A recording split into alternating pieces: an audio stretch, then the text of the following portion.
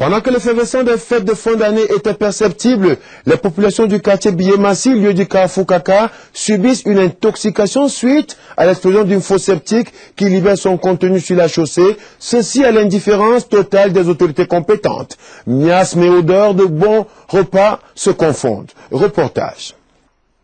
Nous sommes au quartier Biémassi dans la ville de Yaoundé, non loin du Kansik et en saison sèche s'il vous plaît. Ici, les populations ne survivent que par la grâce du Seigneur. Et pour cause, une fosse septique y a explosé depuis plusieurs années et rien n'y est fait.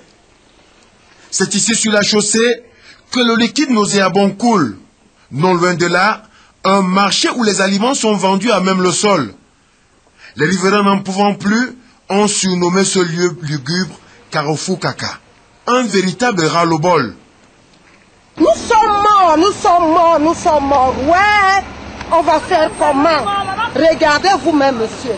Nos enfants sont en train de mourir au quartier à cause de ça. Nous sommes devenus quoi? Les animaux. On leur vote pourquoi? Pour que ça soit bien fait. Regardez. Oh, c'est pire ça. C'est dégueulasse. Nous sommes des Camerounais comme tout le monde, comme tous autres de Camerounais. Nous avons besoin de la santé. Et avec ceci, nous ne pouvons pas être en santé. Nous voulons que vous veniez à notre secours parce que nous en avons marre d'aspirer les mauvaises odeurs tous les jours. Et avec la nourriture qu'on vend là, comment est-ce que nous allons manger ces nourritures qui sont là, à l'air pollué et avec tous ces microbes-là? C'est-à-dire que notre état de santé, ça ne donne pas. Avec ceci, nous ne pouvons pas avancer. Ça, c'est pire que la mort. Vaudrait mieux être enterré que de vivre ce que nous vivons ici. Nous avons besoin de l'État de venir à notre secours. Nous touchons dans ce quartier, dans un marché de Yaoundé 6, je suis du quartier. On demande de secours à la mairie nous renvoie au Kansik, le ministère de l'Habitat, tout ça.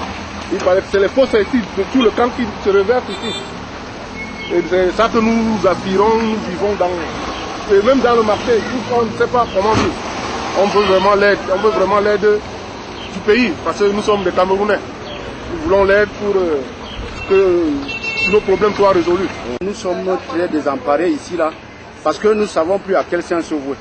Le commerce a tellement baissé par rapport à la situation que nous vivons. Les égouts du Kansik qui coulent partout empêchent les clients de venir dans nos stands encore parce qu'ils ont peur des odeurs et autres. Pourtant, nous sommes à 0 pas de la mairie de Yaoundé 6e, qui nous fait payer des taxes d'hygiène et salubrité, donc qui devait servir pour la salubrité. Or, nous vivons dans l'insalubrité totale.